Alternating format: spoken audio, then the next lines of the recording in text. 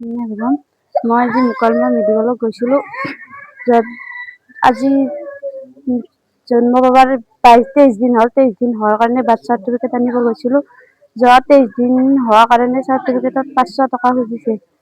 তাৰে এজনৰ নাম ধনজিত আৰু এজন বাইদেউ। মুকালমুৱা মহকুমা মেডিকেল। বাৰ্থ চাৰ্টিফিকেটত 2 দিন পাৰ হোৱাৰ কাৰণে 23 দিন হোৱাৰ কাৰণে 500 টকা খুজিছে। 23 দিন হোৱাৰ কাৰণে চাৰ্টিফিকেটখন নেদা বুলি কৈছে।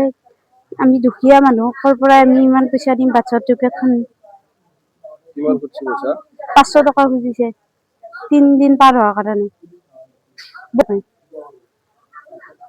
500 টকাটো নিদিলে কি নিদিওঁ বুলি কৈছে নেকি? বাৰ্থ চাৰ্টিফিকেটখন নিদিওঁ বুলি কৈছে।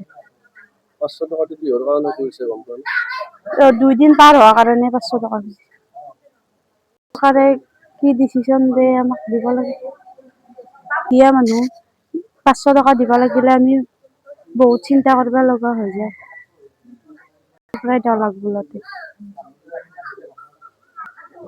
আমাৰ ঘৰ মুগদি।